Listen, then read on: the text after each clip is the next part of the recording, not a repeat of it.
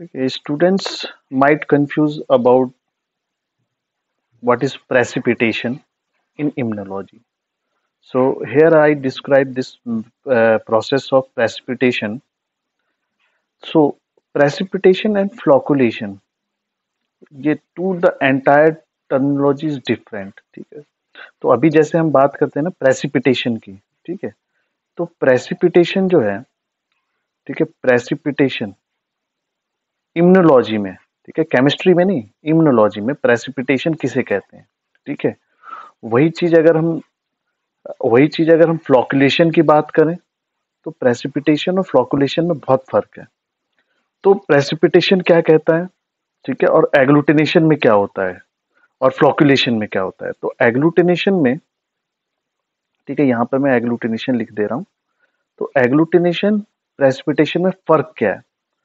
तो there is a simply जो difference है, ठीक है, सिंपली जो डिफरेंस है इसमें, वो डिफरेंस ये है कि यहाँ पर जो है nature of antigen is different, ठीक है, nature of antigen is different, nature of antigen is different, ठीक है। नेचर ऑफ एंटीजन का मतलब क्या है कि अगर मैं प्रेसिपिटेशन आपको कहाँ दिखेगी, तो प्रेसिपिटेशन आपको वहां दिखेगी जब, ठीक है, वैन, आप अगर इसकी डेफिनेशन पढ़ोगे तो इसमें आता वैन, ठीक है, when a soluble antigen, when a soluble antigen, ठीक है, when a soluble antigen combine,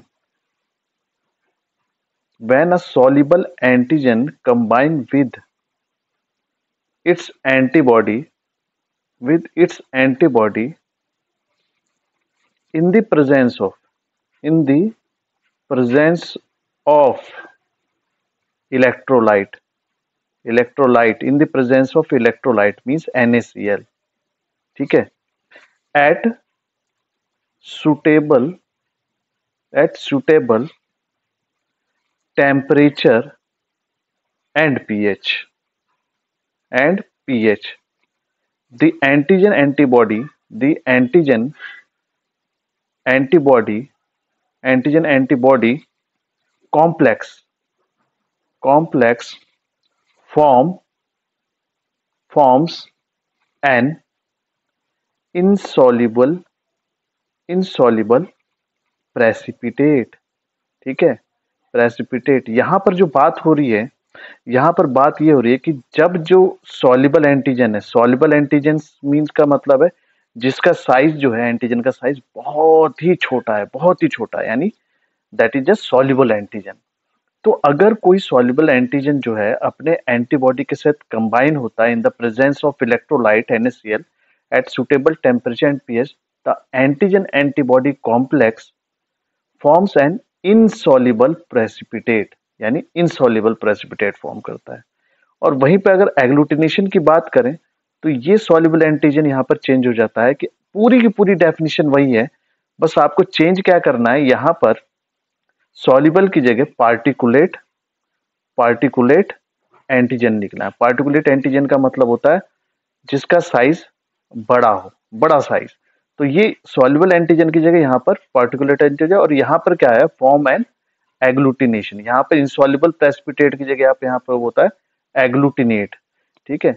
और अगर आपको ये मैं कहूं कि क्वेश्चन ये पूछे कि which is more sensitive, which is more sensitive, ठीक है, which is more sensitive, precipitation precipitation और एग्लूटिनेशन, ठीक है। अगर मैं इन दोनों में आपसे अगर मैं बात करूं कि इन दोनों में से कौन सा सेंसिटिव है, तो आपका आंसर ये होना चाहिए कि इन दोनों में सबसे सेंसिटिव टेक्निक जो है वो है एग्लूटिनेशन, ठीक है। क्यों, एग्लूटिनेशन का जो रिजल्ट है आपको तुरंत मिल जाता है, इंस्टेंट, ठीक है, इंस्टेंट। जैसे for example blood grouping, blood grouping का रिजल्ट आपको एकदम से मिल जाता है, विद इन 1 मिनट या विद इन 30 सेकेंड आपको ये रिजल्ट मिल जाता है। तो which is more sensitive, more sensitive is agglutination, ठीक है। तो एग्लूटिनेशन जो है सेंसिटिव टेक्निक है, जबकि प्रेसिपिटेशन जो है, प्रेसिपिटेशन जो है टाइम टेकिंग है। और प्रेसिपिटेशन में आपको जो है, आप प्रेसिपिटेशन आपको दिखेगी तो इट विल टेक 24 आवर, 24 घंटे में आपको ये चीज दिखेगी। और प्रेसिपिटेशन जो है वो हम जेल में भी जेल में भी करते हैं और लिक्विड में भी करते हैं, ठीक है।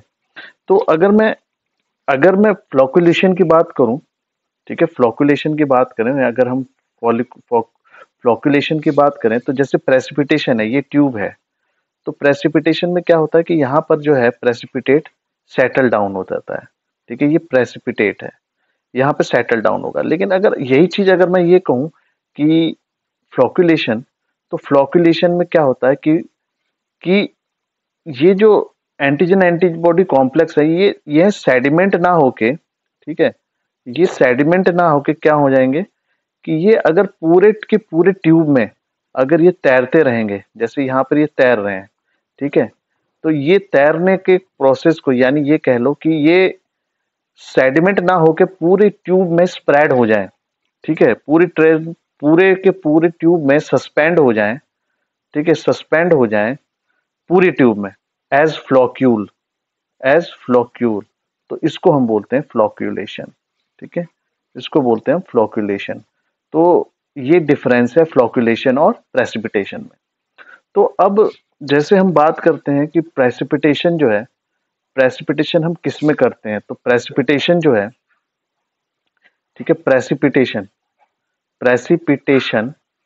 ठीक है, प्रेसिपिटेशन जो है प्रेसिपिटेशन जो है रिएक्शन जो है हम किस में करते हैं, तो जनरली प्रेसिपिटेशन रिएक्शन जो है हम लोग, ठीक है, हम लोग जो परफॉर्म करते हैं वो लिक्विड मीडिया, ठीक है, लिक्विड मीडिया में कर सकते हैं प्रेसिपिटेशन, और जेल्स में। और ये जेल कौन कौन से हैं, ये जेल अगार हो सकता है, ठीक है, और एग्रोज हो सकता है, ठीक है, और तीसरा जो है वो पॉली एक्रिलामाइड हो सकता है, पॉली एक्रिलामाइड। तो ये जो है, ये तीन चीजों में हम इसको प्रेसिपिटेशन रिएक्शन को देख सकते हैं, ठीक है।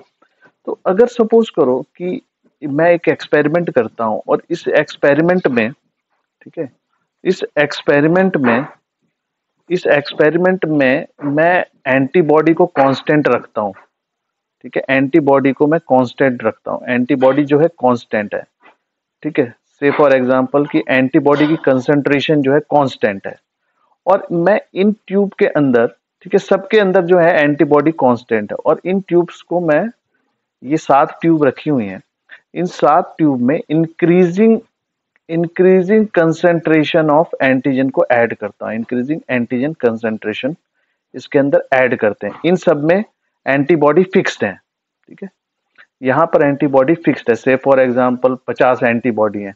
अब हम क्या कर रहे हैं, इस ट्यूब्स में अब increasing concentration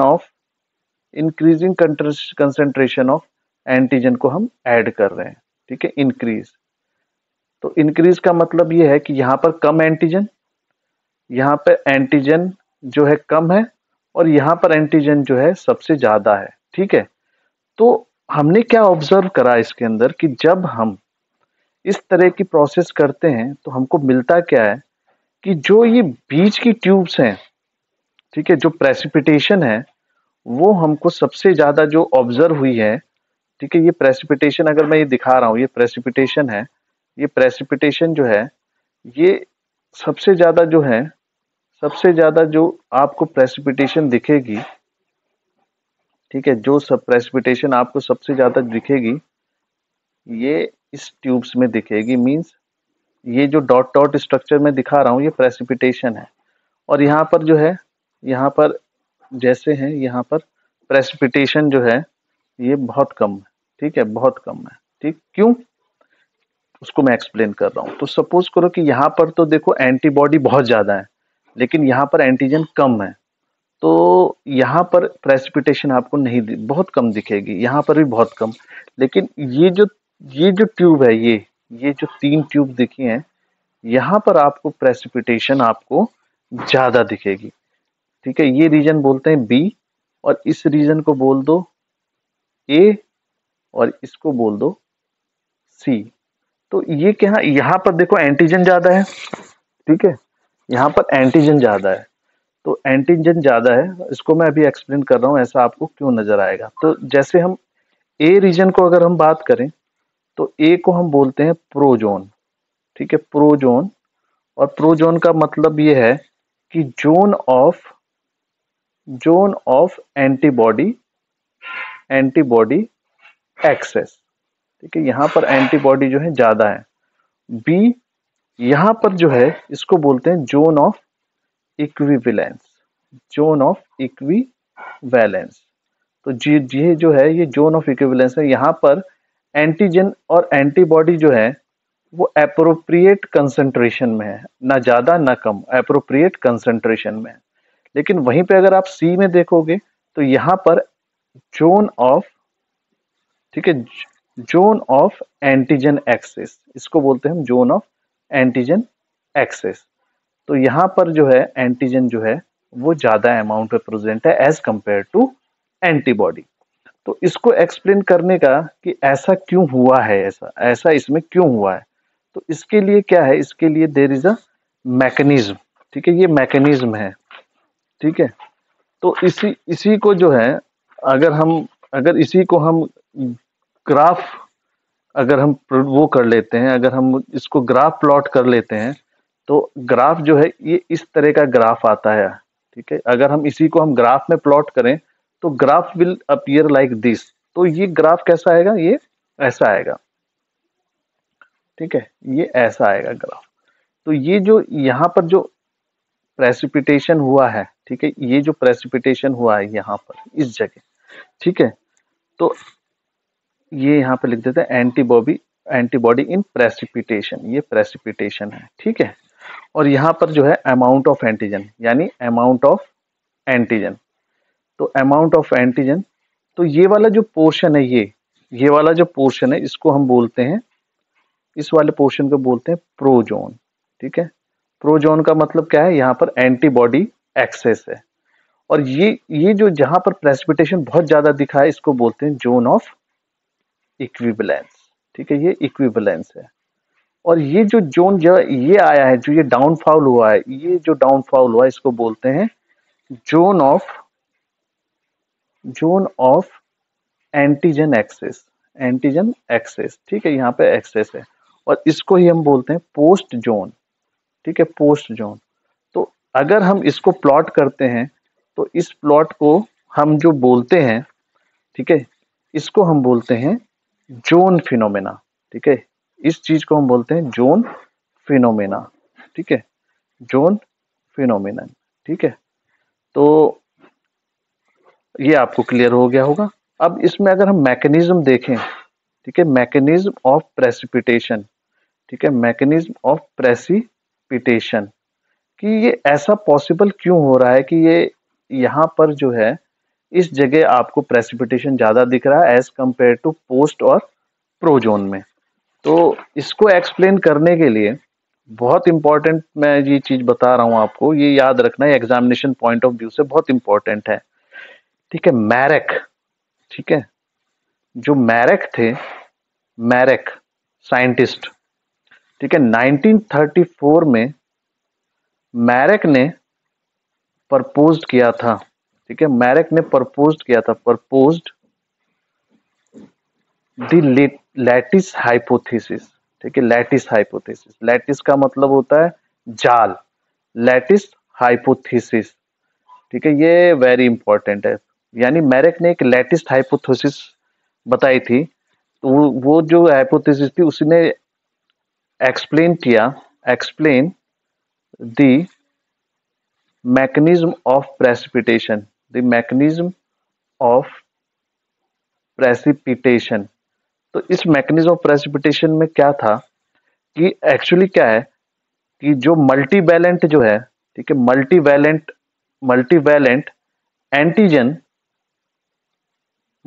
antigen combine with divalent antibody. Divalent antibody का मतलब ये है कि वो एंटीबॉडी जिसकी दो वैलेंसी है, जैसे ये हमने एंटीबॉडी बनाई तो इसके अंदर एक वैलेंसी और ये दो वैलेंसी है, ठीक है। जबकि एंटीजन के पास कई वैलेंसी ये होती है, कई मल्टीवैलेंट होते हैं, यहाँ पे कई बाइंडिंग साइट्स होती हैं ऐसे, ठीक है। तो लेकिन इसके पास सिर्फ दो है बाइंडिंग साइट। तो एंटीबॉडी जो है, एंटीजन जो है वो कंबाइन होता है bivalent antibody in in varying proportion, in varying proportion, यानी वेरिंग प्रोपोर्शन का मतलब अलग अलग प्रोपोर्शन में ये कंबाइंड होते हैं। ठीक है।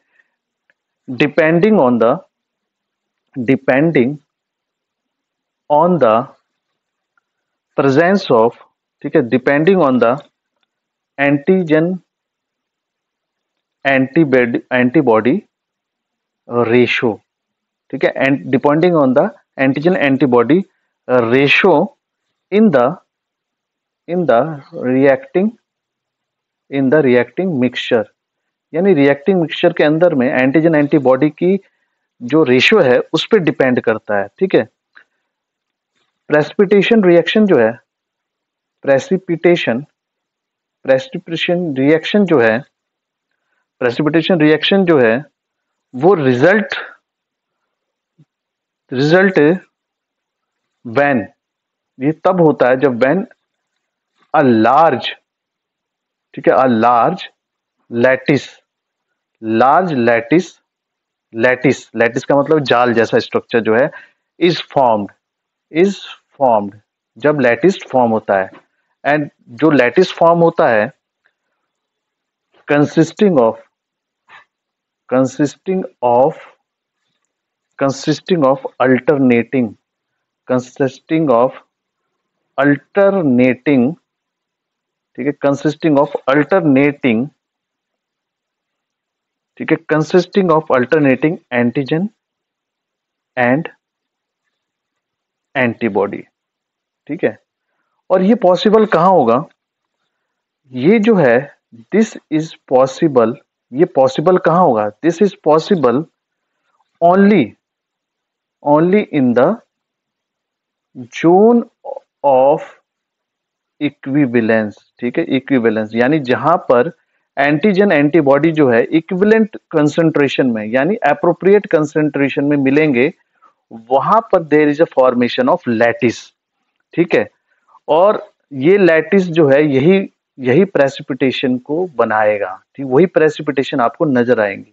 अगर लैटिस फॉर्मेशन नहीं होगा तो प्रेसिपिटेशन आपको नजर नहीं आएगी जेल के अंदर। ठीक है। तो जब हम जब हम एंटीजन कंसंट्रेशन ट्यूब में इंक्रीजिंग कंसंट्रेशन में ऐड कर रहे थे, तो उस ट्यूब के अंदर हो क्या रहा था वो देखने वाली बात है।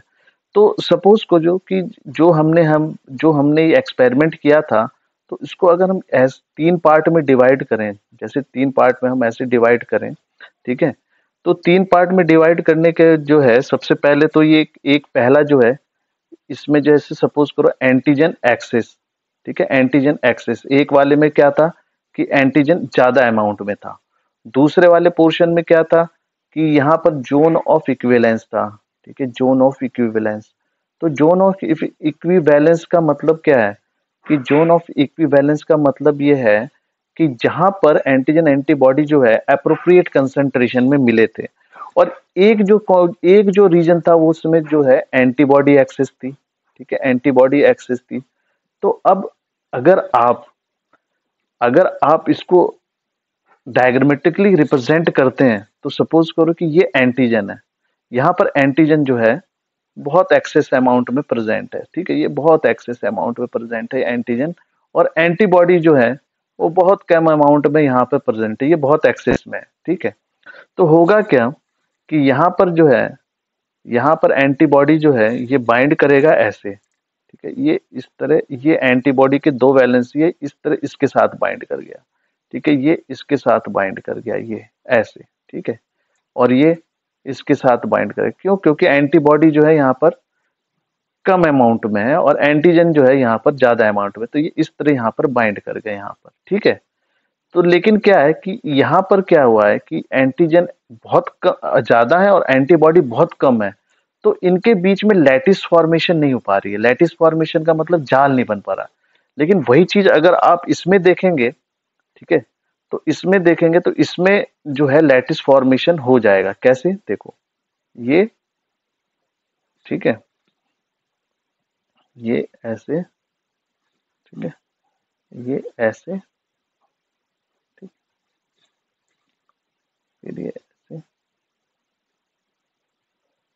फिर ये ऐसे, ठीक, और ये ऐसे,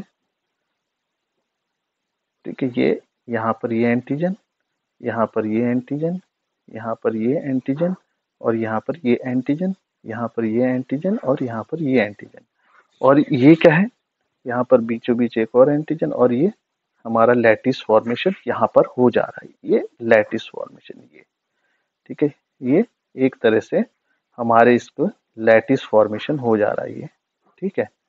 तो ये जो है इसी को कहते हैं हम लोग लैटिस फॉर्मेशन, यानी जोन ऑफ इक्विवेलेंस, ठीक है, बी।